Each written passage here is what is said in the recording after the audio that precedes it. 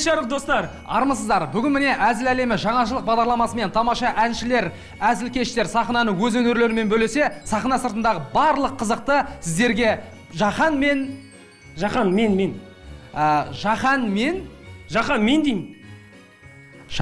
Баянды деп айтуың керексің ғой. Барлық қызықты Жахан мен Баянды сіздерге жеткізіп тұрамыз. Барлық қызық бізде. Қап қалмаңыздар.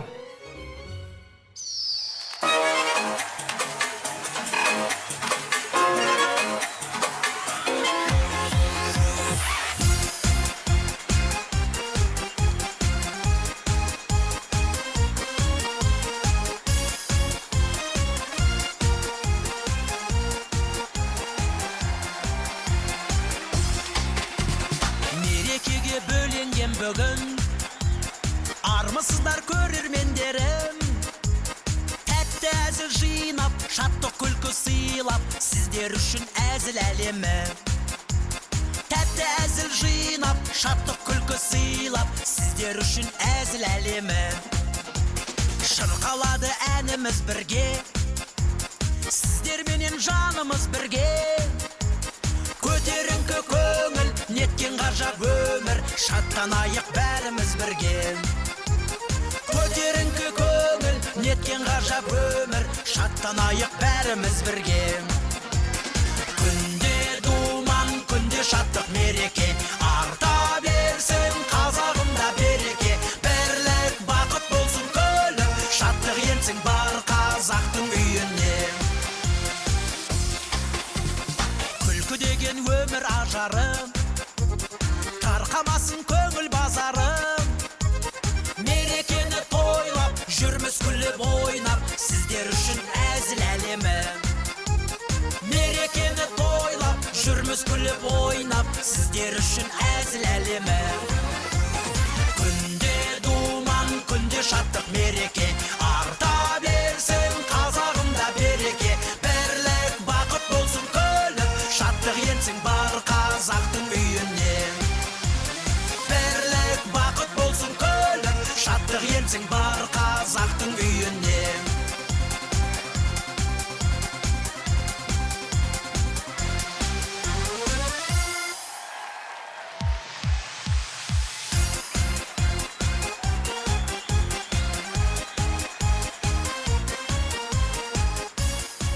Бәрекелді. Ассалаумағалейкум, кеш жарық құрметті өнер сүйер қауым, армысыздар. Осы мереке қарсаңда өздеріңізбен жүздесіп отырғанымызға өте қуаныштымыз.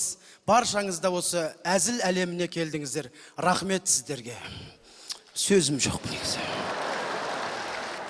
Адам концертке келгенде, әсіресе әзіл кешіне келгенде күліп отырған жақсы. Мына камераларға ешқандай назар аудармаңыздар. Біз ана концерт біткеннен кейін, концерт бітіп монтаж істеп отырғанда сіздерді көреміз. Жақсы күліп отырасыздар да, камера бүйтіп сіздерге қарап қалған, біліп отырасыздар да, түрлеріңіз бүйтіп кетеді. Күліп отырған бір, демалып отырғандарыңызды мұтып кетесіздер де. Біреулер күлкісі келіп отырса да, камера түсіріп отырса бүйтіп отырады. Қарамаңыздар, мән бермеңіздер, бәрі сіздер үшін ағайын. Сіздер үшін. Жалпы қазір байқап отырсақ, таңның атқанынан кештің батқанын білмей қалатын заман, бір уақыт тез өтіп жатыр. Соған байланысты біз де әр нәрсені тез-тез істеп тастағымыз келіп тұрады. Жұмыстан тез-тез шықсақ екен дейміз де. Автобусқа тез-тез мінсек екен дейміз. Конгресс холлға тез-тез жетсек екен дейміз. Келгеннен кейін тез-тез киімді іліп тастасақ екен дейміз. Келгеннен кейін тез-тез орнымды тауып алсам дейміз де. Сосын тез-тез енді концерт басталса ғой деп отырамыз. Концерт ашылса, әркімнің өзінің сүйікті әншілері бар, әртістері. Сол тез-тез шықса екен дейміз. Концерт біткеннен кейін тез-тез киімді алсам екен дейміз. Тез-тез үйге жетсек екен дейміз. Уақыт солай тез-тез өтіп жатыр. Асықпайық. Біз де бүгін асықпай бастап жатырық. Арқаларыңызды кішкене жайынан жіберіп, жатып без кішкене бір енді жақсы бір демалыс. Сіздер біздер үшін келсек, біз сіздер үшін. Әзіл әлемі, қош келдіңіздер.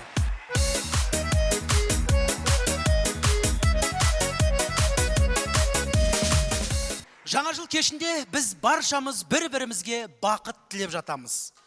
Сонымен біз де сіздерге бақыт тілейміз. Қарсы алыңыздар. Сахнада Бақыт Шадаева.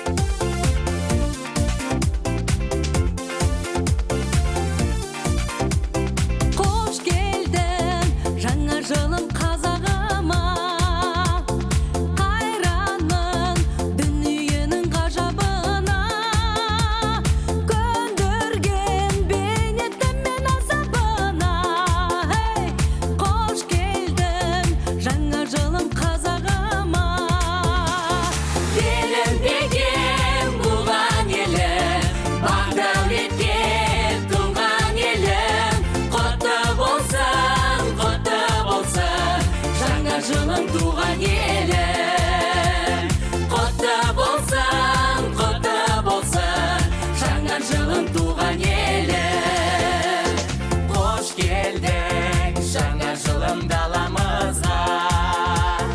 Айналған туған жерім анамызға. Қуаныш күй ойнайды қанымызда. Хей, қош келдің жаңа жылым даламызға. Белім бекем буған елім, бақ дәулетке туған елім. Құтты болсын, жаңа жылым туған елім. Құтты болсын, жаңа жылым туған елім.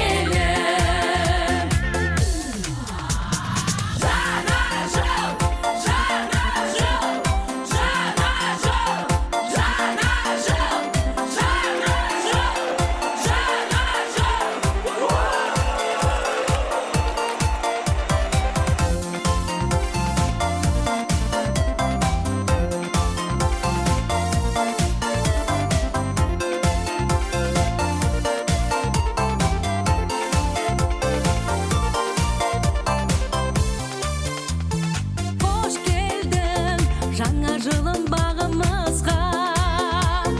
Үмітті сәуле бердің жанымызға. Жыл келді той тойлауға арамызға. Хей, қош келдің жаңа жылым бағымызға. Белім бекем буған елім, бақ дәулетке туған елім. Құтты болсын, жаңа жылым туған елім. Белім бекем буған елім, бақ дәулетке туған елім. Құтты болсын, жаңа жылым туған елім. Құтты болсын, жаңа жылым туған елім.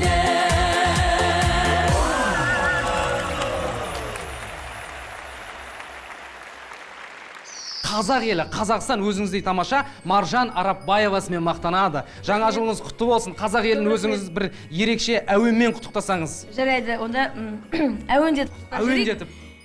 Жаңа жыл, барлығымызға тек қана жаңа бақыт әкелсін жаңа жыл.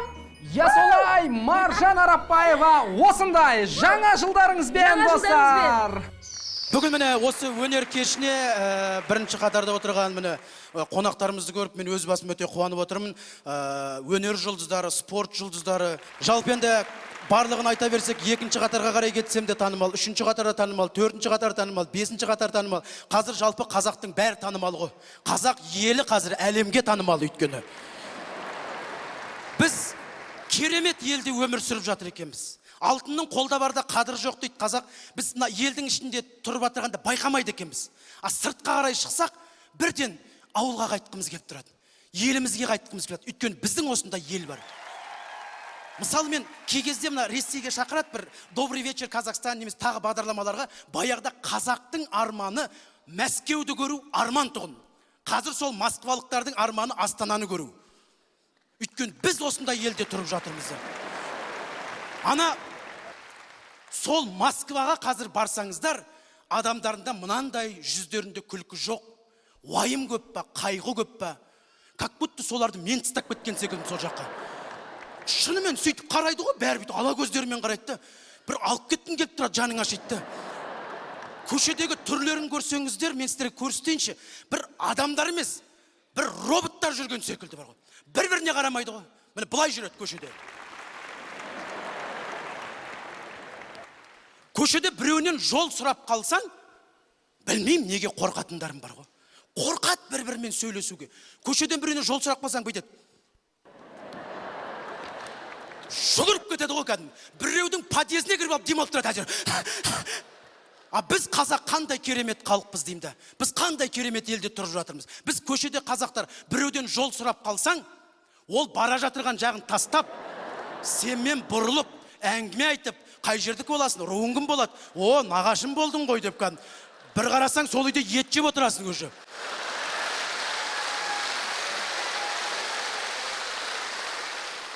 бір жұмадан кейін сол үйде той болса складын басқарып жүресің уже. Бір айдан кейін бір той болса уже іні қарындасы болып тосайтып тұрасың. Біз осындай елмізді, біз осындай халық екенбіз, керемет халықпызды. Солына көбіне Европа, Ресейде адам көп пе әлде, дүкен аз ба білмеймін. Бір дүкендеріне кіріп қалсаң, кезекте аз дегенде 45 адам тұрады. А бізде 2 адам болса, уже очередь болып есептеледі. Оларда 45 адам. 45 адамның артында очередьқа тұрдым бір рет жаңағы. Бірдеңе алайын деп. Кезек қозғалмайды. Не болды мынаған деп. Бүйтіп барып қарасам, бірінші жаңағы зат алып тұрған бір орыстың кемпір тұрып алған, кішкентай бір сыр сатып алған, ана сиыр деген бар ғой. Соның құрамасын қарап, мынаны мен алсам 10 күн сақтай алам ба деп тұрды. Анаған қарап бар ғой кәдімгі бүйтіп. Біз қандай керемет халықпыз деймді. Біз алған нәрсені сол күн жеп қоямыз ғой біз. Оны сақтап 10 күн. Тем более кішкентай сырды. Біз керек десең кәдімгі сиыр жеп қоямыз бір күнде тіпті. Сосын ананың составын қарап тұрды. Я не отравлюсь деп кәдімгі тұрды.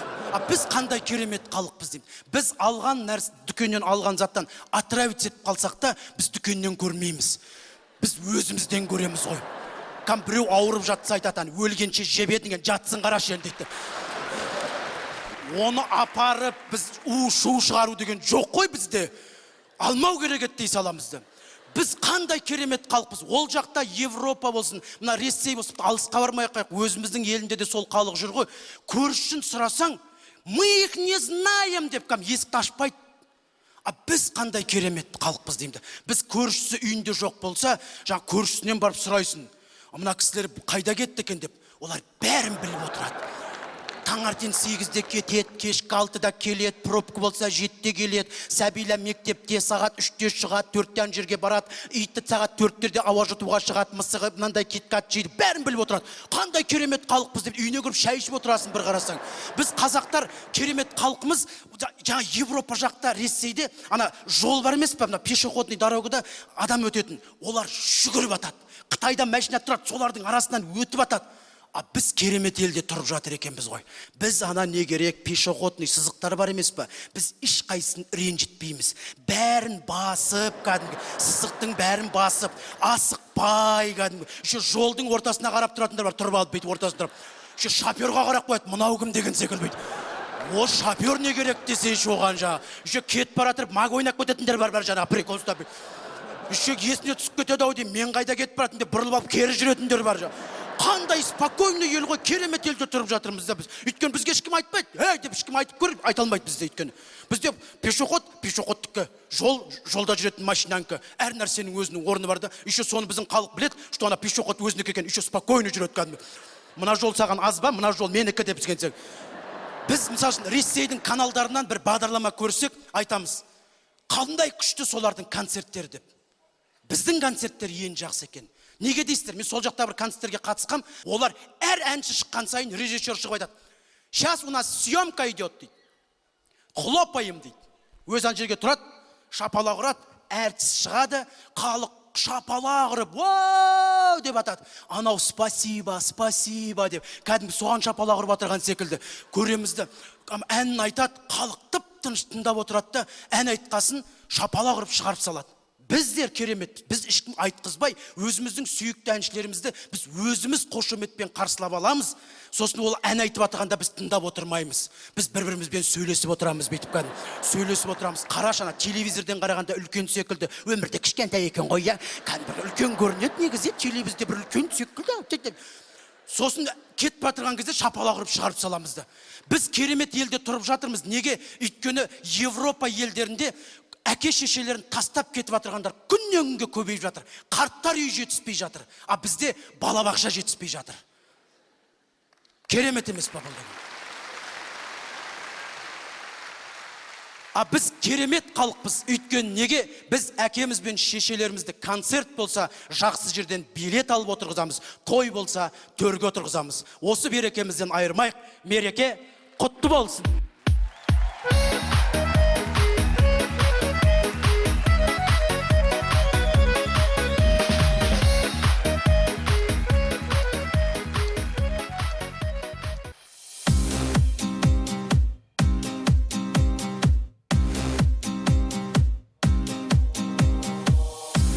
жылы бір ерте көктем еді, сол жағы қар ерте кеткен еді. Сол сезімге ашты бір жол, өміріме әдемі кіріп келдің, әдемі аққуы секілді тұнық көлдің. Сен маған үміт бердің,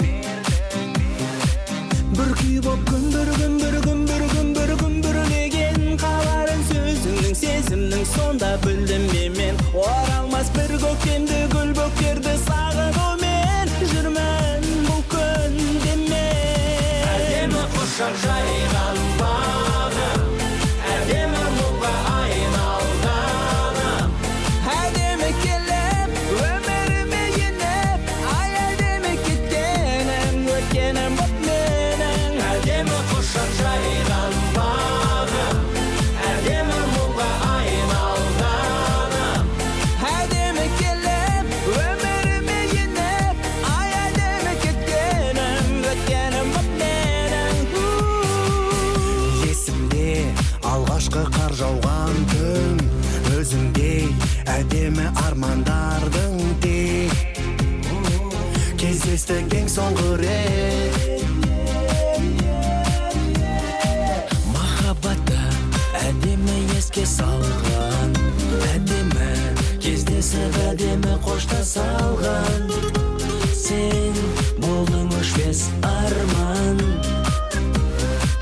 бір күй боп күмбірлеген қаларын сөзіңнің, сезімнің сонда білдім мен. Оралмас бір көктемді гүл бөктерді сағынумен жүрмін бұл күнде мен. Әдемі құшақ жайған бағым, әдемі мұңға айналғаным, әдемі келіп өміріме еніп, ай әдемі кеткенім, өткенім боп менің. Әдемі құшақ жайған бағым, әдемі мұңға айналғаным, әдемі келіп өміріме еніп, ай әдемі кеткенім, өткенім боп менің.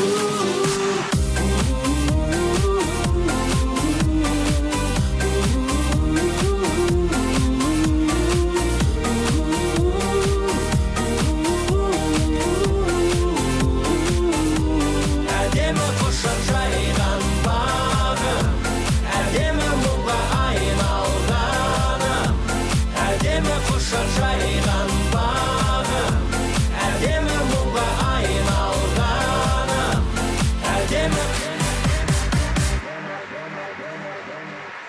Бәйтерек тобы! Биыл міне шығармашылықтарына 10 жыл. Бір қошемет көрсіп қояқ. Дұрыс, біз үшін әрқашан міне ең алғашқы шыққан әндерін білеміз. Сен, Ханшайым, Арулар, Астана, Жаңа жыл айта берсек көп. Бәйтерек тобы!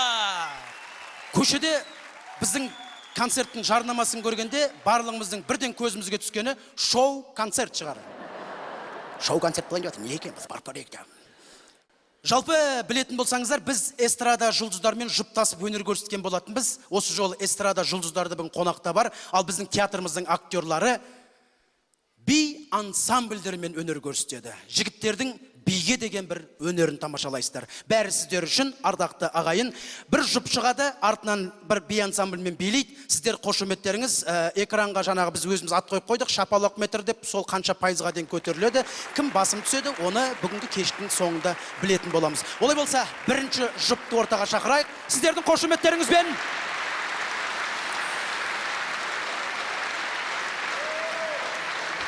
Бүгін міне ең таңдаулы 5 жұп өнер көрсетеді. Бәрі сіздер үшін. Алғашқы жұп өзінің тамаша әзілмен Қайрат Әділгерейұлы.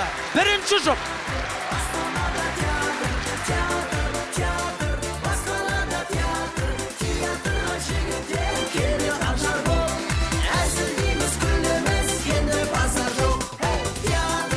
Ассалаумағалейкум, кеш жарық Астана мерекелеріңізбен.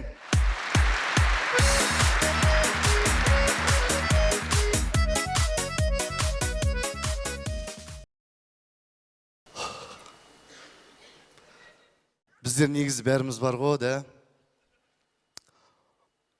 Өтірікшіміз ғой. Жоқ, рас. Біздер таң атпай, ұйқыдан тұрмай жатып, оразамыз ашпай жатып өтірік айтамыз ғой. Ұйықтап атқан бөлмемге маман кіреді. Ай, ұйықтап атсың ба десең, я дейсің ғой. Уже өтірік та. Ұйықтап атқан адам я деп жауап берем енді. Мына қазақтарда айтады, әйел адамдар дейді, өсекті шығарады дейді да, ер адамдар оны таратады дейді. Мен мысалы оған келіспеймін. Менің табиғатым өсек деген нәрсені жек көретін адаммын мен. Бірақ біреудің айтқанын біреуге жеткізіп баруды азаматтық борышым деп білем. Жо, рас, мен бір өсек айтайын деп айтқым келмейді оны. Просто әңгіме айту керек. А оны әйел адам айтса, ол өсек болады. Әйел адамдарға таңғаламда өсек айтып атса, енді еш нәрсе оларды тоқтатпайды ғой. Әңгімен айтып атады да, кеше Күләш деген шуып алыпты. Ана күйеуі деген Дубайдан есіне болса да өсек айтады да. Есіне балшайшы бірінші болды ғой енді. Ит қуып кетір артынан. Күйеуі деген Дубайдан деп тұрады да. Әйел адамдар құлақпен жақсы көреді деген рас. Кейде үйге келесің ғой, тойып тұрасың да, сырттан тамақ ішіп келесің кейде. Сол тамақ істеп береді. Тойып тұрсаңда да амал жоқ ананы жейсің да. Ананы жемей көрсен. Уже сен сұраққа алынасың да. Ананы тыңқиып жеп аласың. Деп тұрып. Сосын мақтайсың ананы. Не деген тамақ мынау десең, анау мәз болып қалады дейді. Әйел адамдарға таңғалам. Өтірік айтсаң да сенбейді, шыныңды айтсаң да сенбейді ғой. Үйге келесің жұмысқа. Жұмыстан үйге келесің, тұрат алдыңда күтіп бейтіп. Сен осы неғып жұмыстан кешігетін болып жүрсің? Осы сенің біреуің бар сияқты дейді. Сосын айтасың, қойшы, неғыл деп тұрсың сен? Шайыңды берші, ішейік та кетейік деп. Сөйтіп 2 күн берекетті алады, 3 күн берекетті алады, сосын 4-ші күн ойлайсың, осыған бір шындықты айтып құтылайыншы деп. Сосын тұрат алдыңда бейтіп. Сен неғып жұмыстан кешігіп жүрсің? Сол пәленшеге барып келатырмын десең, кетші бар, саған кім қарайды дейді. Сенбейді да. Мысалы, көшеде орыстың қыздары кетіп батады, әп-әдемі қыздар енді. Қайшылап осы тек. Деп. Сол қыздарға айтасың, вау, девушка, какая же вы красивая десең. Да, я знаю, спасибо деп арғы кете береді. А қазақтың қыздары тоже қайшылайды. Вау, қарындас, не деген әдемісің десең. Кетші бар, дейді. Сенбейді да. Не айтарыңды білмейсің сосын аналарға. Жоқ, қызық, менің нағашым ауылдан қалаға көшіп келеді ғой. Ауылда өмір бақи сүт, айран, бәрі натуральный ғой енді. Қалаға барып, базарға барып, сүт алады. Үйге алып келеді, ана сүт су қосылғанда. Сосын әйелдерге айтады, айналайындар, су қоспасаңдаршы сендер десе, әйелдер ұрсып тайды. Неғыл деп тұрсыз сіз? 3 ай су қосылған сүт ішеді да. Сөйтіп нағашым бір өтірік ойлап табады. Аналарға да. Келіншектерге айтады. Әй, мен деген кеше врачқа барғам, менің асқазаным ауыратын болып жүр. Маған майлы натуральный сүт болмайды. Қайсыңдікі су қосылған дейді ғой. Ойбай, менікі деп бәрі өздерін сатып жіберді. Сосын нағашым айтты, мә енді сендерден сүт алам. Нағаш енді маны алып астына қайырып тығып жіберген. Оны енді үйтіп істей алмайсың ғой енді. Жоқ, рас. Мына болмайтын нәрседе өтірік айтамыз.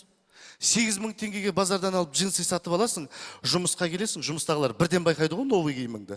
Мә, джинсы алып тұрмын, құтты болсын, қанша қалдың? Сен 12.000 дейсің да. А 4.000-ды не үшін, кім үшін қосып алдың? Балаларға айтамыз, өтірік айтпа, өлсең де шыныңды айт деп. Бір келіншек үйде тұрады ғой енді. Баласы обойға сурет салып тастаған ғой, есін тандырып тұрып. Обойды сызып тастаған. Кіріп келгенде ана обойды сызып тастаған көргенде анау ұрсудың орнына баласына, Құдай-ай, мынаны кім сурет қылып салған? Әп-әдемі салыпты. Не деген салған десе ана бала? Мен ғой десе, неге саласың деп ұрып жіберген ғой. Өтірік айту керек та ананы мойындату үшін.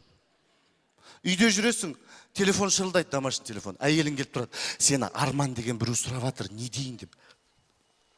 Жоқ деп айт, жоқ деп айт. Сосын сен келесің, Айман деген біреу сұрап жатыр, не дейін? Жоқ деп айт, жоқ деп айт. Сосын үшінші күн телефон шырылдайды, балаң кетіп батады. Телефон шырылдап жатыр, кімді жоқ деп айтайын дейді. Сенен үйреніп алғанда уже. Сондықтан да мен айтайын дегенім, қазақта бір жақсы сөз бар. Арақ дейді, иманды жояды. Өтірік сенің бала-шағаңа, үй-ішіңе келе жатқан несібе ризықты жояды дейді. Сондықтан да жүрген жерімізде барымызша өтірік айтпауға тырысайық. Рахмет. Қайрат Әділгерейұлы. Рахмет, Қайрат. Бәрекелді, Қайраттың әзілін тыңдадық. Енді Қайраттың биге деген икемі қандай? Жалпы биге деген өнері қалай екен?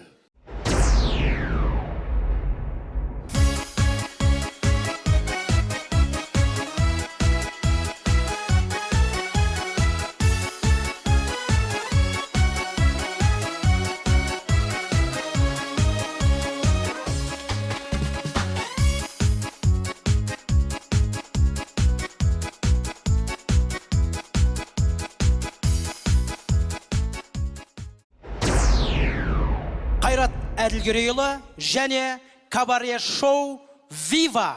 Қарсы алыңыздар.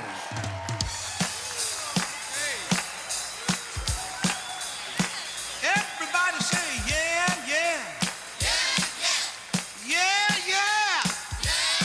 Oh, yeah, yeah. Are you ready? Let's have a ball at the hall tonight. Do the girl with the early bright. Make the scene with the record machine. Have a dancing party tonight.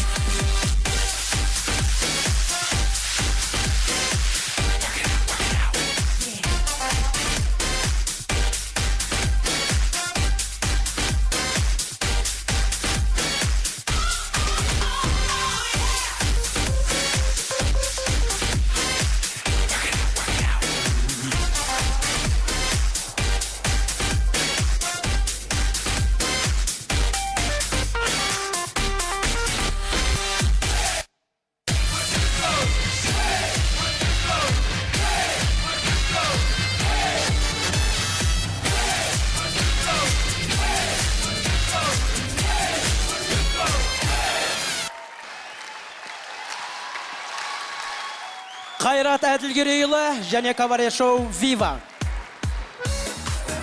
Ай, бәрекелді Қайрат. Бер қараш, костюмың кәм әдемі жарасып тұр екен. Ескендір ағамның костюмы сияқты кән. Ал енді ардақты ағайын, Қайрат Әділгерейұлының әзілімен және бейне қандай қошемет көрсетсіздер. Алдымен міне шапалақ метр сахнада. Сонымен Қайрат Әділгерейұлы. 60, 65, 70, 80, 90,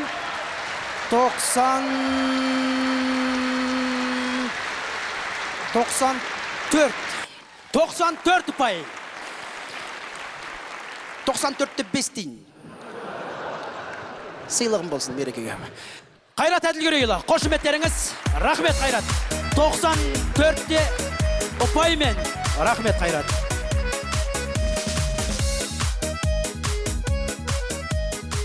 Міне жаңа жалпы Қайраттың енді билеген өнеріне күліп жатсыздар. Жалпы дұрыс қой, қалай билеп әйтеуір жігіттерін биші емес, бірақ енді осы бір аз уақыттың ішінде әйтеуір би қойып үйреніп жатыр. Өмірге қозғалмаған әйтеуір бір билерін бірдеңе қазып, одан кейін шығатындар бар енді. Ол енді жақсы, оны көре жатарсыздар. Сахнада Ернар Айдар. Жас әнші, талантты әнші, керемет әнші.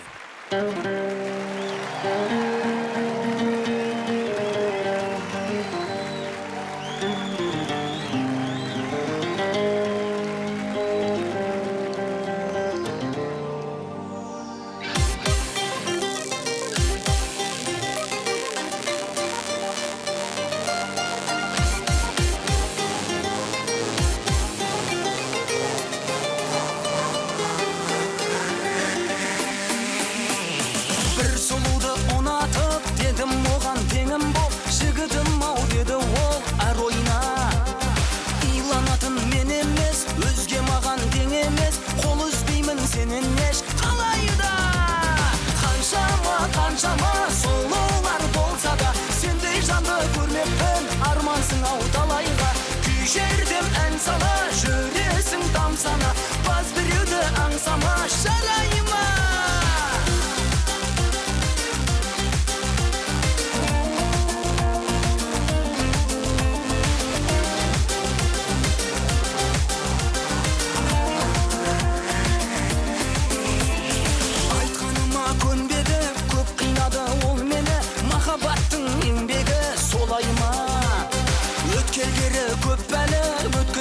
Жоқ бәрі, сезім сыры соқпады оңайға.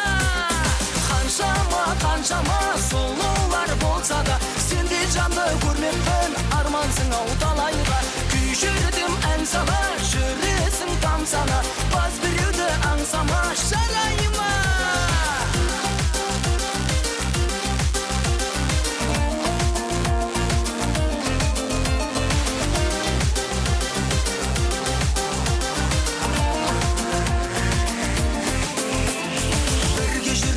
Сайын маған серік болшайым, қылам сені қаншайым сарайға.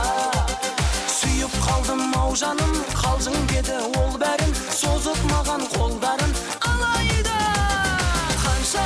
Қаншама сұлулар болса да, сендей жанды көрмеппін, армансың ау талайға. Күй жердем ән сала, жүресің тамсана, баз біреуді аңсама, жарайма.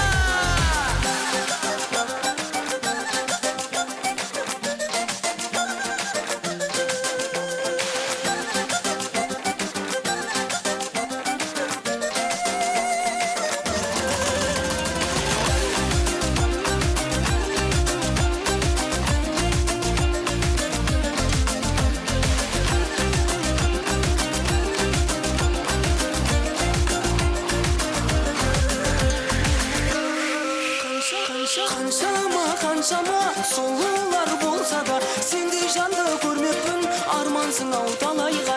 Күй жердем ән сала, жүресің тамсана, баз біреуді аңсама, жарайма.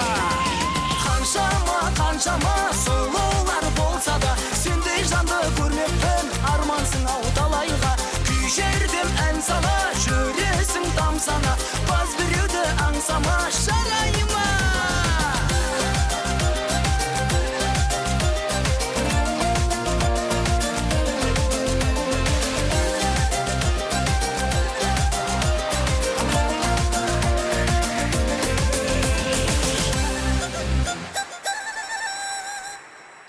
Екі мың 12-2010 жыл 2 жыл қатарынан Қызыл Өрік әні хит болды. Келер жылы қандай жеміс жидектер хит болады? Енді біздің ойлауымыз бойынша, зерттеуіміз бойынша келесі жылы Сарбанан деген ән хит болу керек деп ойлап отырмыз. Күтіңіздер. Жүрегімнің жалынысы басылмайды сағынышым, жұлдыздарға көз салдым жаным, арманың ақ таңы үшін. Махаббатқа табынамын, бал сезімге бағынамын. Сен қасымда жүрсең де күнім, мен бәрібір сағынамын. Әппақ таңымдай, асыл жаным-ай, ғашық жанармыз, осымен баяндай. Арман тілекпіз, егіз жүрекпіз, мәңгі біргеміз, төлеген жүрекпіз. Сағынышпен қауышамын, Сенсіз төзім тауысамын. өзіңменен асығып жаным, төсімді де табысамын. Асыл жаным-ай, ғашық жанармыз, осымен баяндай. Арман тілекпіз, егіз жүрекпіз, мәңгі біргеміз, төлеген жүрекпіз.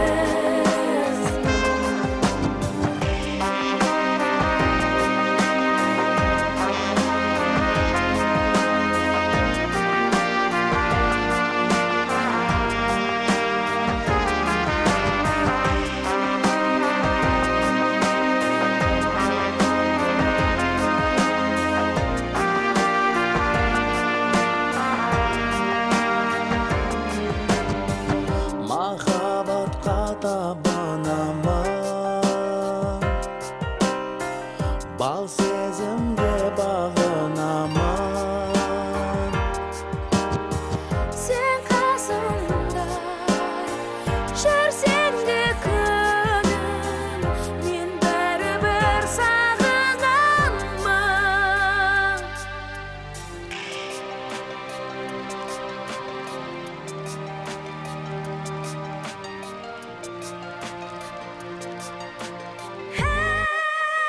Әппақ таңымдай, асыл жаным-ай, ғашық жанармыз, осымен баяндай. Арман тілекпіз, егіз жүрекпіз, мәңгі біргеміз, төлеген жүрекпіз.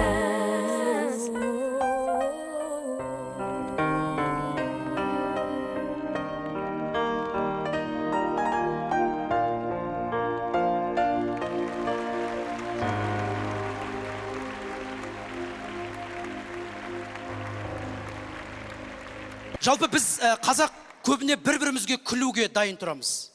Бір-бірімізге күлуге дайын тұрамыз. Неге?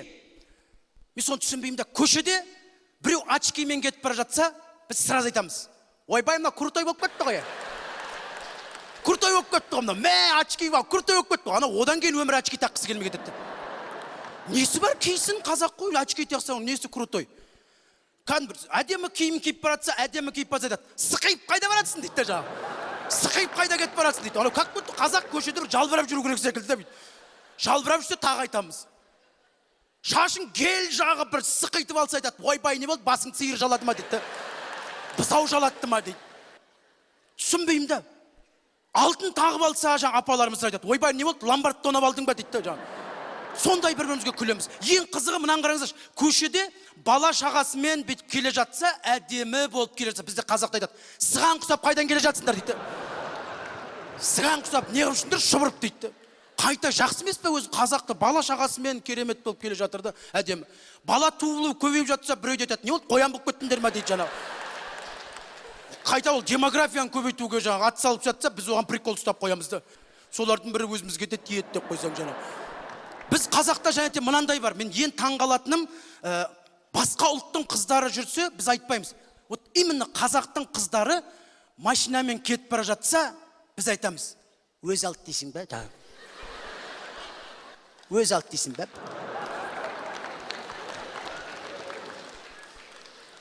Да ты чё?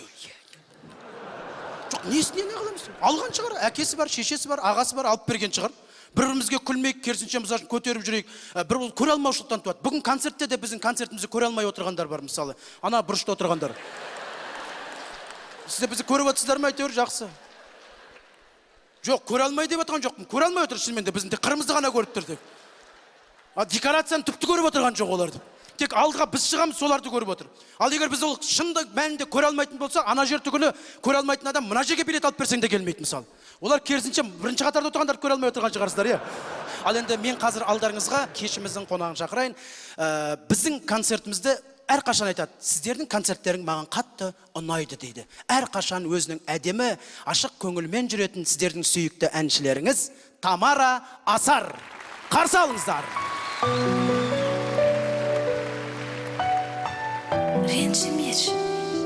Ренжімеші, маған қарап күлімдеші. Ренжімеші.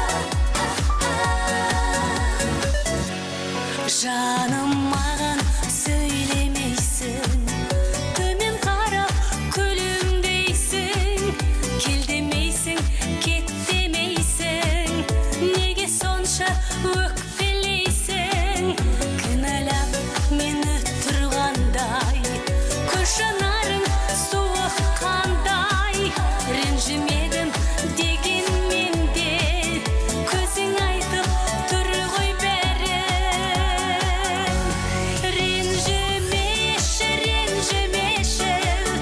Маған қарап күлімдеші, қабақ түйіп төмен қарап, көңілімді түсірмеші, көрейінші жанарыңнан, ай сәулесін жарқыраған, көңіліңді жұбатайын, жақындашы жаным маған. Күндей жайна тұрақтығын, көздеріңді көре алмадым, еркелеттім көнбедің сен, неге екенін біле алмадым, кінәм неде айтшы маған, бір сөз айтсам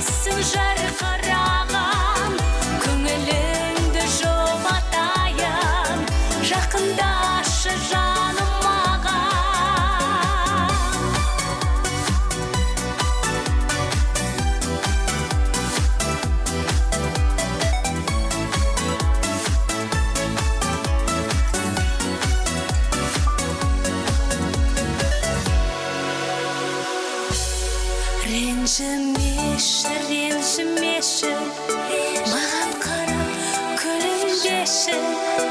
Қабақ түйіп, төмен қарап, көңілімді түсірмеші. Ренжімеші, ренжімеші, маған қара, күлімдеші. Қабақ түйіп, төмен қарап, көңілімді түсірмеші. Көрейінші жанарыңнан, ай сәулесін жарқыраған. Көңіліңді жұбатайын, жақындашы жаным маған.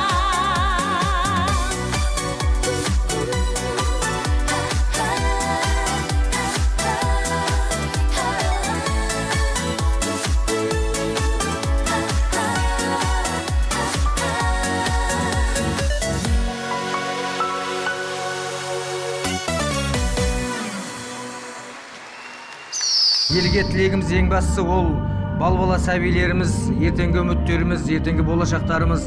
Сол сәбилеріміз аман болсын. Шаңырақтарыңыздан ешқашанда сәбидің шаттық күлкісі кетпесін. Жаңа жылдарыңызбен бақыт береке тілейміз. Ал енді өзінің жаңа жылдық әзілімен сахнада театрымыздың жас актері Арман Жаналиев. Армани!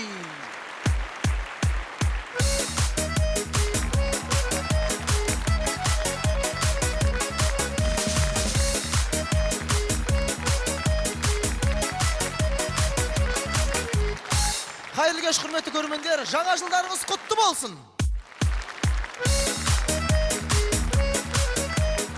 Негізі біз жаңа жылды өте жақсы қарсы аламыз ғой. Қарсы алғанымыз былай тұрсын, біз жаңа жылға бір ай бұрын дайындаламыз. Кейбір үйлер 1,5 ай бұрын дайындалады. Біздің мысалы жаңа жылға бір ай бұрын дайындалып, бір ай бұрын продукт аламыз ғой. Мамадан сұрайсың, мама неге ерте алып жатырмыз деп. Мамаң айтады, жақындағанда қымбаттап кетеді дейді. Бір ай бұрын продукты аламыз, бір ай бұрын алғаннан кейін 15 күн ғана жеп қоямыз ол продуктыны. Мамам ашуланып тағы да алады. 10 күн қалғанда тағы да жеп қоямыз. Мама тағы да алады. 5 күн қалғанда оны шкафқа тығып қояды. Оны іздеп жүріп жеп қоямыз да 31 күн бәрі базарға барып, 31-і жаңа жылға деп тағы да продукт аламыз. Содан кейін бізде бір ай бұрын продукт алғаннан кейін бізде бір ай бұрын үйге шырша қоямыз. Шыршаны қойып қоямыз бір ай бұрын, оған жылтырақты жабыстырып қоямыз. Жабыстырып қойғаннан кейін қалған жылтырақтың бәрін қолдан жасаймыз. Үйде неше түрлі түсті қағаздарды кесіп қайшымен өзіміз жасап қоямыз ғой. Сөйтіп төбеге жабыстыратындар болады. Түкірік деп, мақтаға жабыстырып, түк деп жабыстырып қоясың. Ол тағы да жабыстырасын, ол кейбір бетіңе түсіп кетеді, аласына қайтадан жабыстырып қоясың. Сөйтіп үйде түйе болып кетесің ғой неше түрлі түкіріп. Үйдің ішін жаңа жыл қоясың, жаңа жыл болып тұрады, Ақшақар мен Аяздан суретін жабыстырып қоясың. Содан кейін үйдегілер айтады, ай айналайын балаларым, сендерге бір ай бұрын біз салют алып береміз, 31 күн 12-де атасыңдар дейді. Мамадан тағы да сұрайсың, мама неге ерте алып беріп жатсың деп. Мамаң айтады, жақындағанда қымбаттап кетеді дейді. Бір ай бұрын салют алып береді, оны сол күн атып тастайсың ғой кешке жақын. 10 күн қалғанда тағы да алып береді, тағы да тастайсың, 5 күн қалғанда тағы алып береді, тағы тастайсың, тура 12-де алып береді, 12-ге дейін тастайсың да 31 күн сағат 12-де бір-біріңе қарап отырасың. Мә, жаңа бізде осындай салюттар береді ғой деп. Бізге алып беретін салют 30 рет атылатын салют. Одан артық алып бермейді бізге. Кішкентай салют болады, 30 рет атылатын. Сол балконға шығып атасын, 30 рет атылғаннан кейін бәріміз оны сілкейміз. Бүйтіп сілкейміз оны. Бір 32 рет атылып кетуі мүмкін. Ол еш уақытта 32 рет атылмайды, естеріңізде болсын. 30 рет атылған салют 28 рет атылуы мүмкін, артық еш уақытта атылмайды ғой. Қытайлар біледі ғой қалай шығару керек екенін. Біздің үй жақта біз 30 рет атылатын салют бар. Біздің үй жақта бір салюттар болады, үлкен салюттар. Мынандай бағам. Ол атылған кезде түннің өзі жап-жарық болып кетеді, күн болып кетеді ғой. Біз үйде біліп отырамыз ол салютты кім ататын. Ол атылды, үйде отырып білеміз ғой. Көшенің басында бастық серіктің балалары ғой дейміз. Өйткені үй жақта солардың ғана жағдай жетеді ондайға. Біз ондай салютты өмірде көрмегенбіз ғой. Ертесінде 1 қаңтарда барамыз соның жағына. Содан көреміз ғой. Бұл салюттар осындай болады екен ғой. Не деген сұмдық. Мынандай шелектер ғой, шелек болып атылады ғой. Биыл бұл шелекпен атты. Келесі жыл флякпен атама деп таңғалып отырасың ана жерде. Кейбір кезде салют алып бермеген күні бенгальский свечімен қарсыласың ғой жаңа жылда. Балконға шығасың, бенгальский свечімен қарап бір-біріңе қарап отырасың да, басқа салюттерге қарап отырасың. Күшті болып отыр, иә. Кінәні кімнен іздейсің? Өзің қатты тастаған. Күшті салют. Ол бенгальский свеч дастархан қойып қоясың, мамаңның ұрыс естисің. Неге дастархан қойдыңдар? Жап-жаңа дастархан құрттыңдар ғой деп мамаңа қарап жүреді ана жерде. Содан кейін мына негізі жаңа жылда оңтүстікте қарсыз қарсы алады екен. Оңтүстіктің адамдары ашуланып, қиналып жүр. 5 жыл болды жаңа жылда қарсыз қарсы алып жүрміз деп. Өйткені ол жақта күн ыстық, қар еріп кетеді. Ояқтан қар жерге түспей еріп кетеді екен ғой. Жерге түсіп барады да деп еріп кетеді ана жерде. Олардың қарлардың арманы жерге түсіп ерсе екен деп армандайды. Солтүстікте қар көп білесіздер. Бұл жақта күн салқын, бұл жақта қар аппақ жапалақтап жауады. Бұл жақта сіздер аққала жасағанда снеговикті жасаған кезде айналдырып жасайсыздар. Бірінші асын жасап аласыздар, содан кейін ортасын жасап аласыздар, сосын басын жасайсыздар, әдемілеп сәбізбен мұрын жасайсыздар, шелегін қоясыздар, қолына спыртқа бересіздер. Сіздердің аққаларыңыз аппақ мамық болып шығады. Оңтүстікте ол жақта қардың қалыңдығы мынандай ақ. Ол жақта аққала жасаған кезде, айналдырып жасаған кезде астында тасымен, лайымен, балшығымен айналып шығады да, ояқтың аққаласы қарақала болып шығады ғой. Сіздер солтүстікте аққаланың көзі көрініп тұрсын деп, әдемі қап-қара тастар қоясыздар, алыстан әдемі көрсін деп. Ал оңтүстікте көздері көрініп тұрсын деп, аппақ мақта қояды екен олар. Сіздер аққаламен суретке түседі солтүстікте. Ал оңтүстікте керісінше аққала адаммен суретке түседі екен. Бір күн бір жігіт ұйықтап жатса, біреу келіп тұр дейді сағат 3-те. Есікті ашқан аққала келіп тұр дейді, қарақала. Сізбен суретке түсуге бола ма деп. Есіңдесіз бе, ұйықтап отырмын, барша нәрсе. Ең болмаса сәбіз бересіз бе, мұрнын жоғалтып алдым деп айтады дейді. Біз кішкентай кезімізде жаңа жылға сосын кешке дайындаламыз. Біздің жаңа жыл кеш мектепте спорт залда болады. Ол кезде дайындал қалай оны? Неше түрлі жануарлар маскасын киіп барасың ғой. Апай сұрайды, сен кімнің маскасын бердің дейді. Біреу айтады, мен қоянның маскасын киіп келемін дейді. Біреу айтады, мен жыланның маскасын киіп келемін. Біреу айтады, мен жылқының маскасын киіп келемін. Менен сұрайды, Арман, сен кімнің маскасын киіп келесің дейді. Мен айттым, мен маймылдың маскасын киіп келемін дедім. Соны апай қарап тұрып, сен маймылдың маскасын киме, сен өз түріңмен келе бер дейді маған. Түсінбей қалып, қалай мен өз түріммен келемін деп. Сен қайта маймылдың маскасын кисең, маймылға ұқсамай қаласың дейді. Сен тура өйстіп кел, сол кез бәрі саған ұқсайды дейді. Өз түріммен бардым кешке. Спорт залда жаңа жыл күтіп жатырмыз. Неше түрлі маска киіп келген. Аяздан қарсыламыз ғой. Аязата. Ол кезде біз енді Аязаға сенеміз ғой енді. Аяза қазір өзінің аттарымен келеді. Соны орман жақтан Ақшақармен бірге бір келе жатыр деп ойлаймыз ғой. Сөйтіп Аязда келеді, түріне жайлап қарасаң, еңбек пәні мұғалім болып шығады ғой. Немесе дене шынықтыру пәні мұғалім болып шығады. Екі-ақ мұғалім болады. Аязға тақпақ айтасын, тақпақ айтқанда бізге сыйлық береді. Сыйлықты үйге алып келсең, мамаң біліп отырады сыйлықтың ішінде не бар екенін. Алмасы бар ма, бананы бар ма, мандарины бар ма деп. Қалақтан біліп отырады десем, сөйтсек өздері жасап береді екен ғой біздің мама папамыз сол сыйлықты. Біз өзіміздің берген сыйлығымызға еще тақпақ айтып аламыз ғой. Кейбір аяздылар біліп тұрса да, қандай тақпағың бар тағы деп біз қинайды. Біз ана еңбек пәні мұғалім екенін біліп, сол жыл балалармен ақылдастық. Неге біз алдайды? Біз кішкентай боламыз ба? Келесі жыл келген кезде сақалын жұламыз деп. Бәріміз дайындалып, келесі жыл Аязда келді, дайын отырмыз ғой. Жүгіріп барып, Аяздан сақалын жұлып жатырмыз ғой. Жұлынбайды, жұламыз, жұлынбайды. Тура сол жылы Ситқасын деген атамыз жалдап тұр жаңа жылға. Ана атамыздың өзінің сақалын жұлайын деп қалғанбыз ғой біз. Атамыз ренжіп бізге әрең кешірім сұрадық. Сол 11-ші сынып бітіріп жатқанда мектепте директор шақырады мен. Арман, сен осы 11 жыл оқыдың, енді кішкентайларға неше түрлі өнер көрсеттің. Сен біздің жаңа жылда Ақшақар болып бер дейді.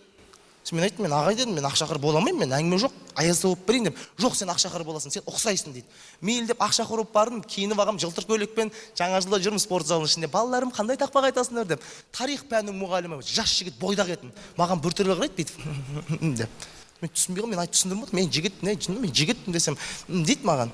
Бір нәрсе болатынын сездім. Сол жаңа жылдан кейін мен алып қашып кетті ғой. Машина салып алып қашып қалды, аузыма пакет сабаған, сөйлеттірмейді, артында жатыр мына жерде. Аузымды ашып қанда, мен жігітпін, мен атым Арман, мен 11-ші сынып оқимын десем, онда мен атым Изабелла деп қойды анау кәдімгі. Сөйтіп алып барып әрең дегенде осы жерде қал онда деді. Сен жігіт болсаң осы жерде қал деп айдаладан қалдырып кеттім мен. Мына жаққа қараймын айдалам, мына жаққа қараймын айдала. Қорқып кеттім мен, 10 минут тұрмадым. Жылтыр көйлекпен қайықта тұрасың ана жерде. Звондадым қайтадан. Мейлі Ербол, жаңның бәрі әзір, мен саған көндім деп. Үйіне алып барды, сол шындық екенін біліп, сондай бір қызықтар болған. Содан кейін мына жаңа жылда бізде бір-бірінің үйлеріне құттықтап келген кезде коробка шоколад алып барады. Барлық үй құр қолға баруға болмайды, коробка шоколад алып барады. Біздің үйге коробка шоколад келген кезде біз қуанамыз. Мә, үйге коробка шоколад келді, шоколад жейтін болдық қой деп, енді жүгіріп барып, екінім бар, үшеуіміз шоколад ашайын деп отқан кезде мамам ұрсады тағы да. Шоколад тиіспеңдер, ертең біреудің үйіне подарок етіп жібереміз дейді. Біздің үйде еш уақытта коробка шоколад ашылмаған. Біз шоколадтың дәмін ұмытып қалдық қой. Біз қазір біліп жатырмыз шоколадтың дәмі, шоколад сияқты екен ғой. Біз андай бір қызық болған, біздің үйде бір қонаққа баратын болдық, бір коробка шоколад алып, біреудің үйіне алып бардық, ол үй қуанып коробка шоколад алып қалды. Сол кісілер бір апта дейін біздің үйге келді, сол өзіміздің коробка шоколадымыз өзімізге әкеліп тұр ғой. Шатасып кеткен ғой. Біз өзіміз үйде күліп анаған, сөйтіп өзіміз күліп шатасып жүріп, бір апта дейін соның үйіне баратын болдық, қайттан сол коробка шоколад өздеріне апарып бергенбіз ғой. Бір коробка шоколад екі үйдің арасында жүр ары-бері. Менен басқа шоколад таппай қалдыңдар ма не деп.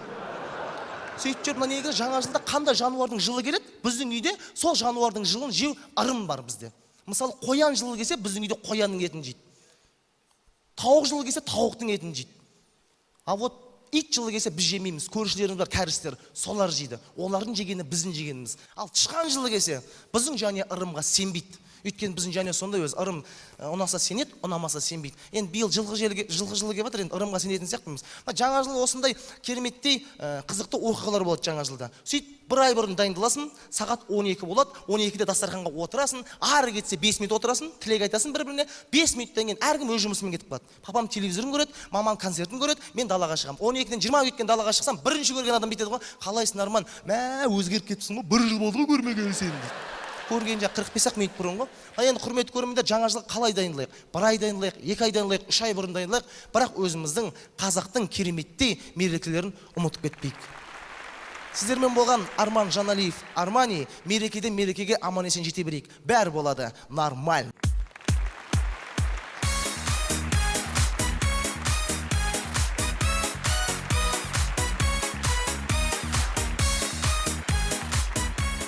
Жаңа жыл құтты болсын ардақты ағайын. Келесі сахна төрінен орын алатын әнші, композитор, ақын Елена Әбдіқалықова. Қарсы алыңыздар.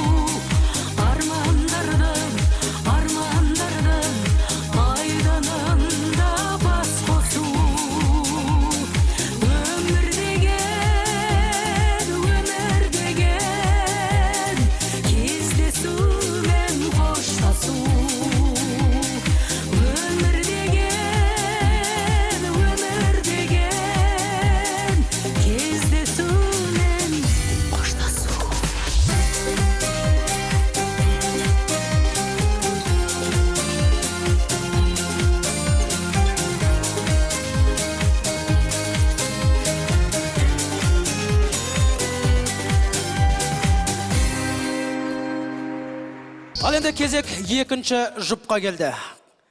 Өзінің әзілде салмақты, өзде салмақты. Бақытжан Қасымов. Қарсы алыңыздар.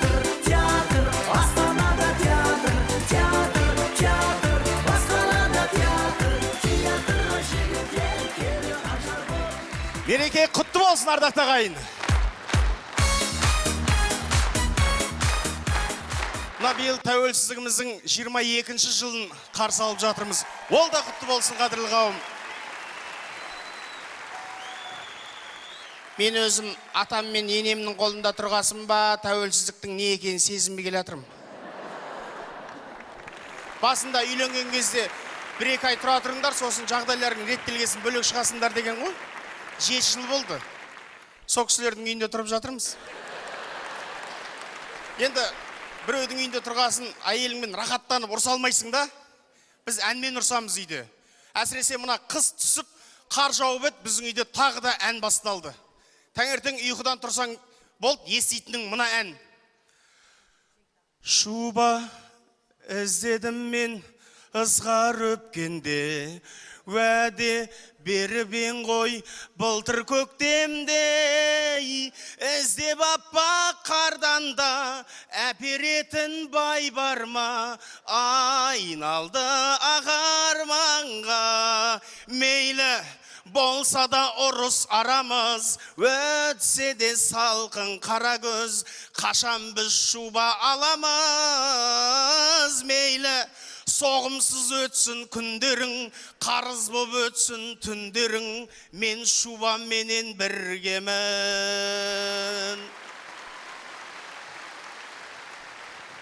Ана, ызыңнан қашан құтыласың, жауап беру керек қой.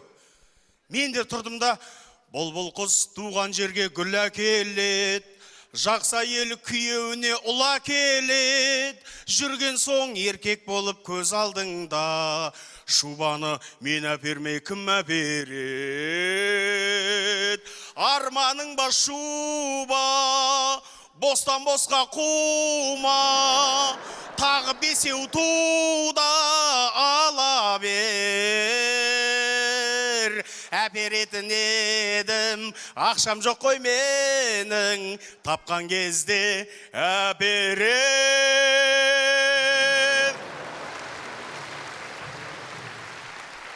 Ол қайта ма? Бір кезде бедейді. Дүние күйсе күйіп кетсін, банкке барайық. 10 жылға мейлі 20 жылға кредит алайық. Шуба, шуба, шуба, шуба дуба дуба дейсің маған қума, өзің қума қума. Уәден қайда сенің, шубам қайда менің, мақтанатын марқаятын шубам менің. Шуба, шуба, шуба.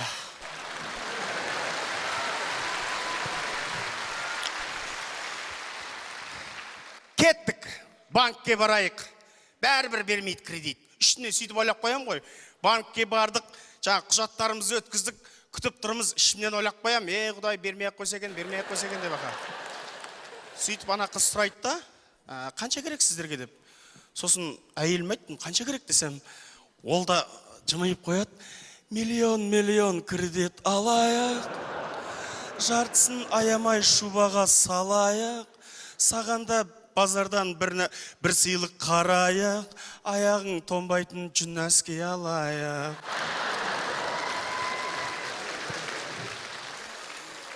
Тағы үміт қой баяғы бермей-ақ қойса екен деп берді. 1 миллион теңге алдық. Сөйттік та шуба сататын дүкенге бардық. Ойбо, ана кірген кезде ана әйелдің бетіне қан жүгірген, нұрланған түрін көрсеңіздер. Бетіп жүрді. Қымбат енді бағалар удай. Ішім ашып жүр бір жағынан. Сөйтіп барып, бір қара шубалар тұр екен, мұнан алайық десем, жоқ дейді да. Енді, мұна жақ қарайды. Ақшуба, ақшуба, ақшуба. Сол ақшуба деп ақыры ақшубаны алғызды. Көңілі керемет, үйге келдік, мәз енді, қуанып, енді жеткізе алмай тұрды қуанышын. үйіне кіре салып, жаңа мен аяқ киім бауын шешіп үлгергенімше, уже шешесіне бүкіл информацияны айтқан ғой, банкке бардық, миллион алдық, 500-ге ақша алдық, 500 қалды қалтасында деп. Сөйтіп енді енеме бүйтіп көрінгенім сол, өзінше мақтанған түрім ғой, қызыңа шу алып бердім деп, бір міндетсінейін деп көрініп қалып ем. Хей, нан жоқ, хей, нан ұн жоқ, хей, нан дым жоқ, шуба аласыңдар, хей, нан үй жоқ, хей, нан күй жоқ, хей, нан ми жоқ, неге аласыңдар шуба? Мен ананы естімеген адам құсап жүрім бүйтіп. Әді естеп жүрім да, естісем де естімеген адам құсап. Шет жүрсем сағынасың, ал үйде жалығасың, арласып отбасыма нағыласың. Енешім шалқып күлсе, аңдымай ұзақ жүрсе, жүрегім жыр толғайды, көңілім ортаймайды. Бірақ та менің енем ешқашан қартаймайды, жүрегім жыр толғайды, көңілім ортаймайды. Енесі бар адамдар ешқашан жазармайды.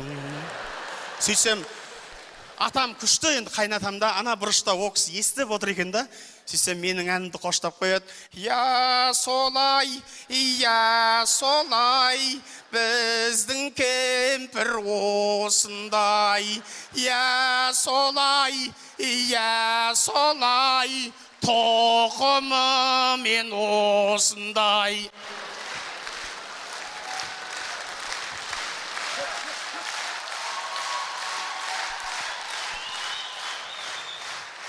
Сөйтіп, кешкісін мерекелік дастархан жайылды. Қыздары, күйеу балалары, сіңілері барлығы жиналды. Енді мені жақтырмай жүр енді. Сөйтіп анау дастархан жайып, бір-біріне тілек айтып сөйтіп жатыр. Маған тілек бермейді да. Сол үйде болғасын қадірің болмайды ғой енді.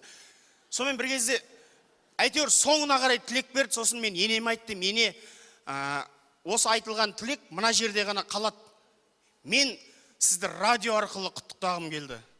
Менің тілегімді бүкіл Қазақстан естиді. Қосыңыз радионы. Өзім дайындалып тұрмын, бір жағынан енеме ерекше құрмет көрсеткім келді да. Сосын іштей ойладым, мен биыл мына үйде қалсам, келесі жыл тағы да қалып қоям, бір бәле кету керек маған. Жылан жылы, енем жыландай шақты ма, жылқы жылы бұлар атқып мінет мені. Бірдеңе кету керек.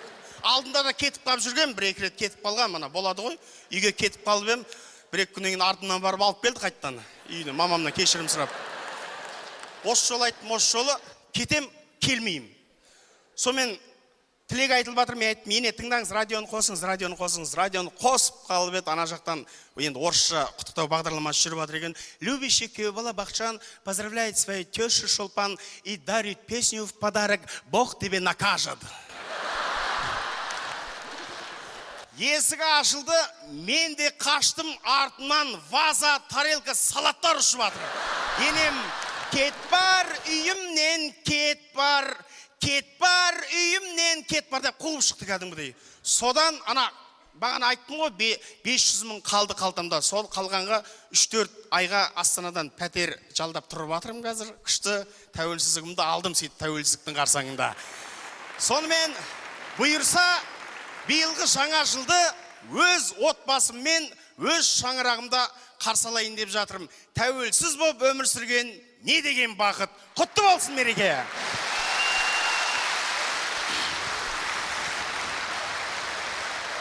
Елім менің аңсаған, тас боғаудан босаған, құтты болсын отауың, ей, берік болсын босағам. Мен енемнен шаршағам, осы күнді аңсағам, құтты болсын кеткенім, берік болсын, ей, босағам. Рахмет. Бақытжан Қасымов.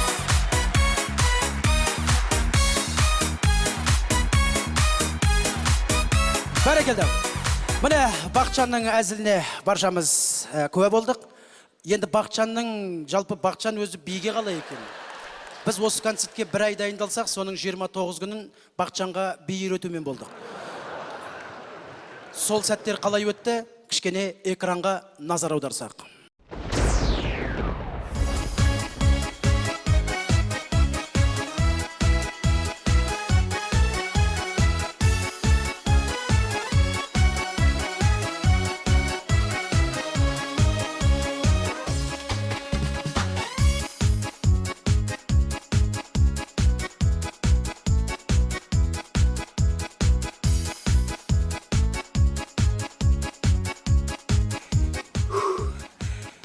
Билей алмайды екем. Ең ауыр нәрсе. Сомен Бақытжан Қасымов және Наз мемлекеттік би театры көңіл ашар бимен қарсы алыңыздар.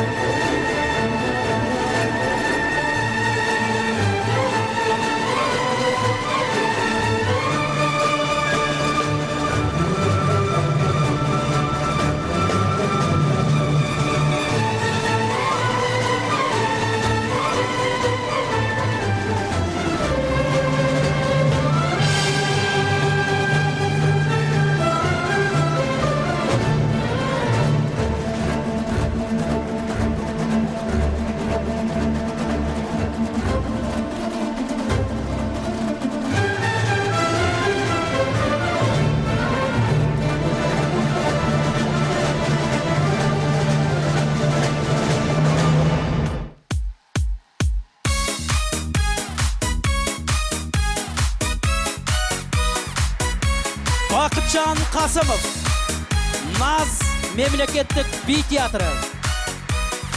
Ал Бақытжанның әзілін тыңдадық, биге деген өнерін көрдік. Кәдімгі байдың балдар секілді. Тұрды барысы. Сіздер дайын болса, біз дайынбыз. Сомен Бақытжан Қасымовқа.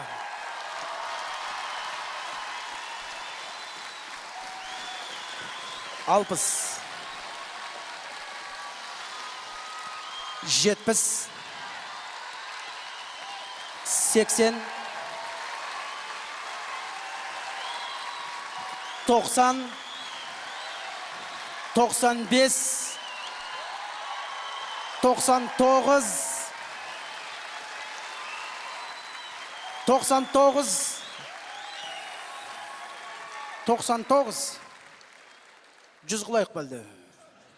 100 қылайық ба? Әдемі, әзіл, әдемі. 100. Рахмет, 100. Оны аржағын өзіміз қошып береміз бірден қылып. Бақытжан Қасымовқа қошыметтеріңіз 100 ұпай. Ай, жарайсың, Бақытжан.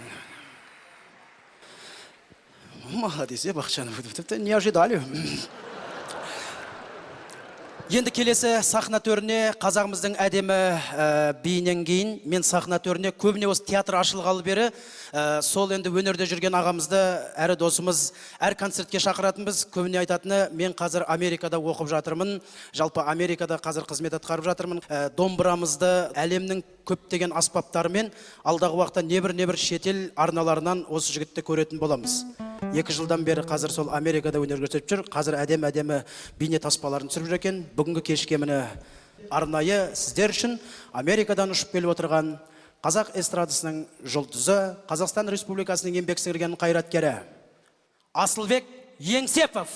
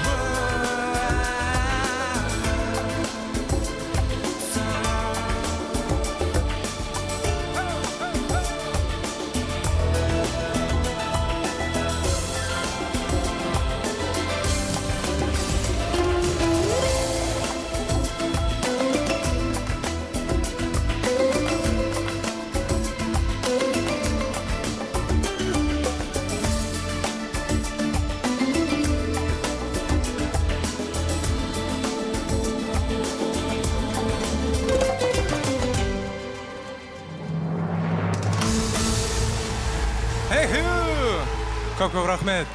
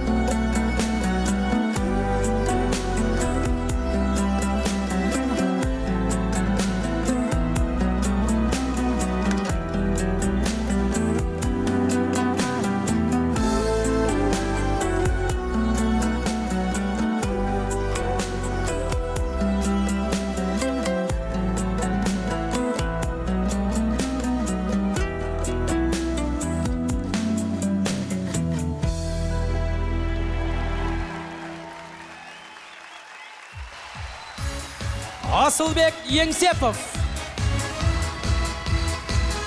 Асылбек Еңсепов. Асылбек қазір міне Американың штаты Калифорнияда сол жергілікті филармониясында қызмет атқарып жатыр екен. Сол жақтың губернаторы Арнольд Шварценеггер 2 бөлмелі пәтер берген. Екінші тыңдағандарыңыз енді Төлеген Мұхамеджанов ағамыздың балалық шақ күйі, бірінші тыңдағандарыңыз Арнольд Шварценеггердің күйі. Қандай керемет деймді Асылбек міне. Басында Асылбек отырып ойнайтын. Қазір уже тұрып ойнап жатыр. Мөлеміз скоро ұшып ойнап жүретін шығар бейіп жаны. Артына тұр ұстауға. Біздің қазақтың өнері қандай керемет. Бір қошемет көрсіп қойсаңыздар, қазағымыздың әлемге паш етіп жүрген міне Асылбек Еңсеповке. Ал енді құрметті көрермендер, біздің әзіл әлемі, жалпы біздің бағдарламамызға көптеген хаттар келіп түсіп жатыр. Соның біреуін мен сіздерге оқып жіберейін. Әзіл әлемі ұжымы дейді. Бізге жазып жатыр.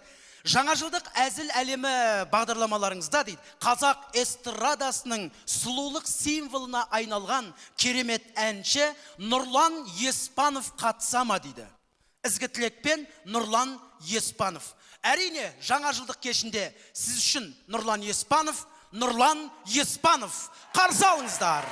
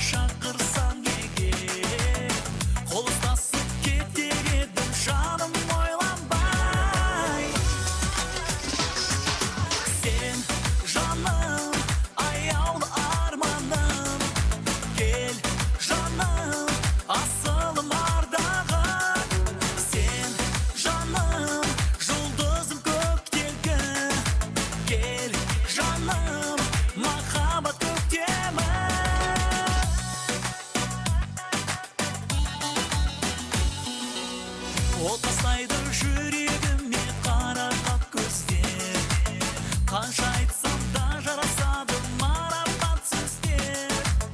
Кел билейік ән салайық сезімге толы, қайда келмес жанып тұрған жалынды кездер.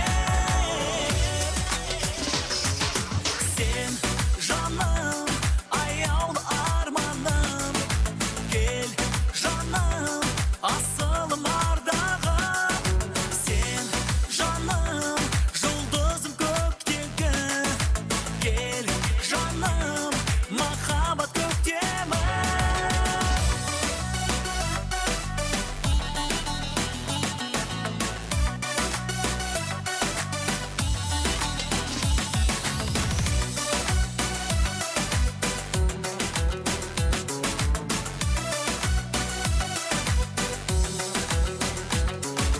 Сен жаным, аяулы арманым, кел жаным, асылым ардағым.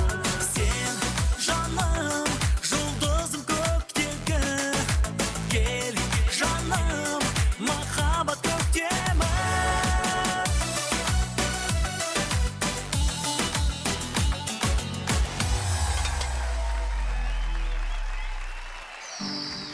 Жаңа жылдарыңызбен достар, тағы да ортамызға сахнадан құттықтау алаңына қарай Қайрат Байкенов және Қазақстан тобы. Баянды. Қазақстан емес, формат тобы ғой. Білем, формат тобы екен. Формат тобына қарап тұрсақ, біздің Қазақстан секілді көп ұлтты екен. Содан кейін айтып жатқаным ғой. Жаңа жылдық көңіл күйлеріңізбенен Қазақстанды өз лебіздеріңізбен құттықтасаңыздар. Құрметті қазақстандықтар, сіздерді жаңа жыл мерекелеріңізбен Қайрат Байкенов және формат тобы шын жүректен құттықтайды. Жаңа жылдарыңызбен! Жаңа жыл құттықтаймыз.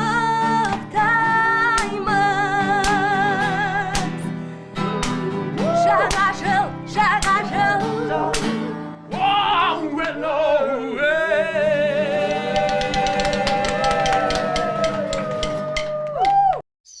Керемет қой, қазақтың аспабы болсын, ұлт аспабы, қазақтың салт дәстүрі болсын, жалпы қазақтың ұлттық тағамы болсын. Жалпы біз өзіміз әдемі халықпыз ғой. Міне сіздерге қарап отырсам, біз негіз әдемі халықпыз. Бәлкім маған қарап не может быть деп тұрған шығарсыздар, мен сіздерге қарап айтып тұрмын. Бізде артық ештеңе жоқ қой. Артық ештеңе жоқ.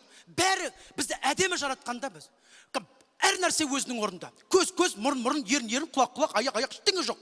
Біздің мысалы әр ұлтты қарасаң бір кемшілік бар. Мен күліп тұрған жоқпын, бәрі енді Алла тағаладан жаратсын. Бірақ дей тұрғанмен біздің қазақта, мысалы Қытай, Корея, Японияның көздерін алсаң, оларда бүйтіп сығырайып тұрады. Біздің кәдімгі ұйқыдан тұрғандағы көзіміз секілді. Біздің қазақтың көздері күніне неше рет өзгереді десеңіздерші. Таңертең ұйқыдан тұрып жұмысқа былай барамыз, бастық шақырып жатыр десе, ана көз автоматически доптамалақ болып кетеді. Біздің қазақтың көзі басқа ұлттың көзіне қарағанда біздің көз лазер ғой. Кәдімгі бар ғой, біз кішкентай күліп отырған балаға көз тиген кезде кәдімгі ауырып жібереміз біздің көздер. Кетіп жатырған қызды құлата саламыз біздердің. Көз деген бізде кәдімгі керемет бар ғой. Біздің қазақта ғана басқа ұлтта жоқ ондай. Біз айтамыз тек, қай көзім тартып тұр дейміз да біз. Мына көзім десе, біреу мен жамандап жатыр деп отырамыз да біз. Біреу мен жамандап жатыр. Қытайстардың көздері вечно былай тартылып тұрады да, оларды ешкім мақтамайды ау деймін әйтеуір. Әлем жамандап жатыр оларды. Анау китайский, мынау китайский, ішіп жатқан тамақ, киім бәрі китайский.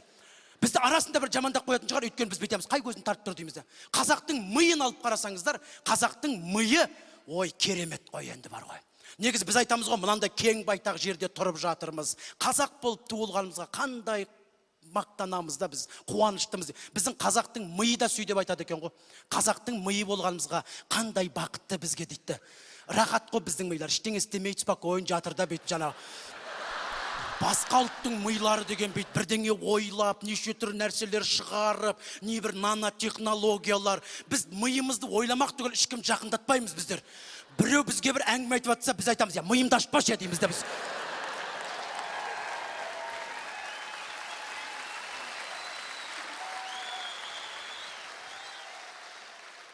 Біздің милар соны біліп алған ба, ештеңе ойлағысы келмейді бар ғой. Бәрі бізді қазір ешкім жақындатпайды дейді. Басқа ұлттар неше түрлі технология тауып жатыр, нанотехнологиялар тауып жатыр. Біз ештеңе ойлағымыз келеді. Біз мынамен шешіп тастаймыз. Мәмә деген технологиямен шешіп тастаймыз. ешқандай миымызды қатырғымыз келмейді. Сол біздің милар кәдімгі рахат жатыр ғой. Пульт ұстап алып, телевизор қарап, аяғын аспанға іліп қойып жүр. Неше жыл болды деймін да. Мысалы біздің мұрынды алып қарасаң, мұрын. Вот грузиндердің мұрнын алып қарасаңыздар кәдімгі. Олардікі бүйтіп алдына қарай шығып тұрады. 3D олардікі кәдімгі. 3D форматта. Біздікі плоский экран. Кәдімгі ана біздікі жидкий кристаллический біздікі. Мына қыс басталса, көктем біткен кезде біздің мұрындарымыз жидкий болады да жүреді өзінен өзі. Кристаллический болып жана. Құлақты айтам да. Құлақ біздің басқа ұлттың құлағына қарағанда бізді табиғи біздің құлағымызды әдемі жаратқан. Біздің құлақ біз отырған жерде естиміз деп ойламаймыз. Бізді солай жаратқан ғой. Біз мына 1 километр жерде не айтылып жатыр, біз соның барлығын біз құлаққа өзі кіріп атады бізде. Бізді табиғи құлағымызда Wi-Fi бар. Bluetooth экпорт біздің құлағымызға ендіріп қойған кәдімгі. Айтылып атырған сөздің барлығын біз естіп, құлақтың ішіндегі папкаларға сақтап, керегмесін корзинаға лақтырып, керегін өндеп, оны кәдім көбейтіп, құлақтан кіріп, тіл арқылы WhatsApp-пен жіберіп отырамыз біздер кәдім.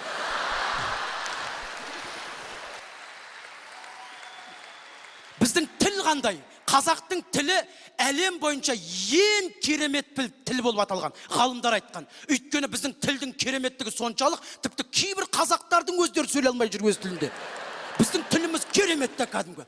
Мысалы, біздің мойнымызды алсаңыздар, қазақтың мойындай мойын жоқ. Біздің мойында не жоқ десеңіздер. Біздің мойында бала-шаға, біздің мойнымызда кәдімгі ата-ана, біздің мойнымызда қаншама кредит бар. Біз бәрін арқалап жүре береміз. Біздің мойнымыз жуан ғой шіркін. Вот мен таңғалатыным біздің өкпеміз кішкене ауыратты. Әр нәрсеге өкпелеп қала береміз. Бәріне өкпелей береміз. Жүректі ауыртпаймыз. Жүректі ауыртпаймыз. Қоғамда қанша оқиға болады, қараймыз да жүрек ауырмайды. Өкпелейміз. Өкпелейміз. Сондықтан да өкпелемейік, жүректі ауыртайық, мына миды оятайық.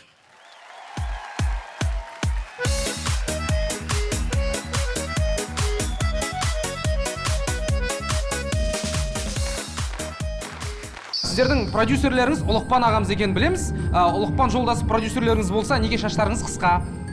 Енді ол жағын айта алмаймын да, әркімнің өзінің стиліне байланысты, әркімнің өзінің басына байланысты. Шаш өсіру үшін бой келмейді ол. Бой керек па? Жақсы. Бүкіл Қазақстанда, бүкіл сіздерді көріп отырған қаншама миллион отандастарымызға деген өздеріңіздің жаңа жылдық құттықтауларыңыз. Барша қазақстандықтарды шын жүректен жаңа жыл мерекесімен құттықтаймыз. Әрқашанда заманымыз тыныш болсын, жаңа жылдарыңызбен. Еліміз аман болсын, көк байрағымыз желбіреп тұрсын. Жаңа жыл жаңа бақыт әкелсін. Жаңа жылдарыңызбен жігіттер. Тамаша, тамаша, керемет ардақты ағайын. Қас шығасын. Қас сахна төріне бір тамаша жас жігіт жалындап тұр. Сахнаға шығуға сіздерді бүгінгі жаңа жыл мерекелеріңізден шын жүректен құттықтауға. Қарсы алыңыздар, жас әнші Серік Ибрагимов. Саксофонымен.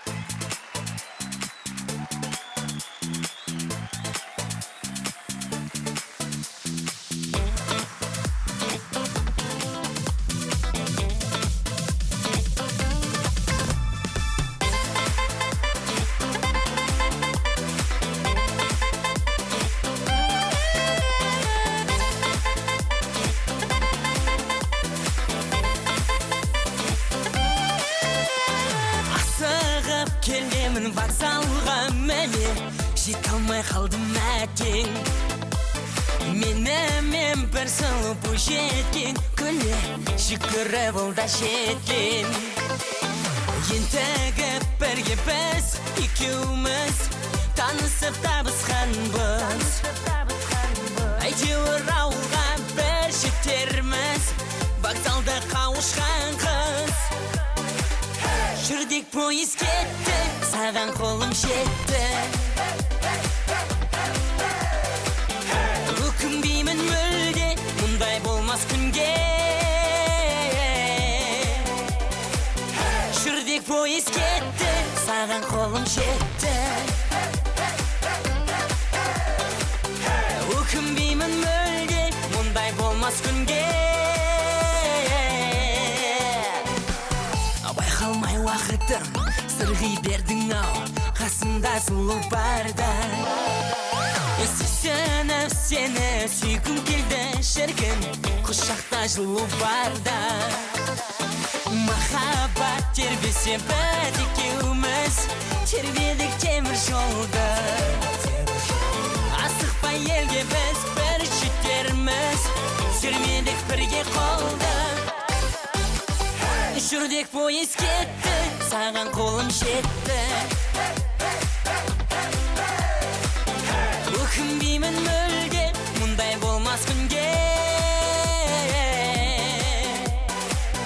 Жүрдек пойыз кетті, саған қолым жетті. Өкінбеймін мүлде, мұндай болмас күнге.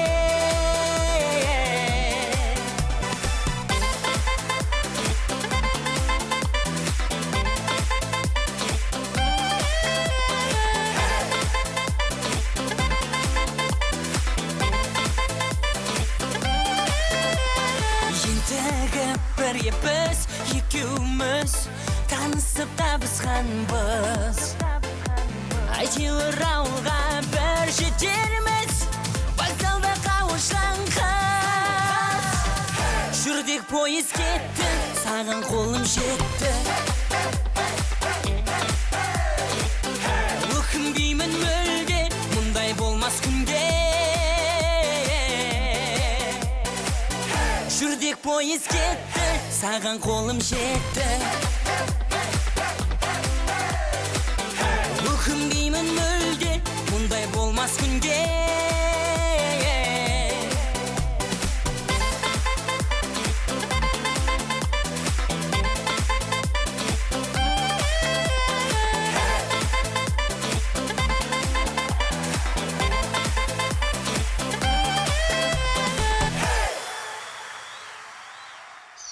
Қазақстанда статистика бойынша жалпы орта есеппен алғанда бір қыздың басына 5000 теңгеге прическа жасалынады екен, шаш үлгісі. Ал сіздің шаш үлгіңіз неше теңгелік? Енді 5000 теңгені бір 10-ға көбейтсе соған шығады. 50.000 теңге. Ал жаңа жылдарыңыз құтты болсын. Қазақстанда өзіңіздің шәкірттеріңізбенен жаңа жылмен құттықтасаңыз. Жаңа жылдарыңызбен!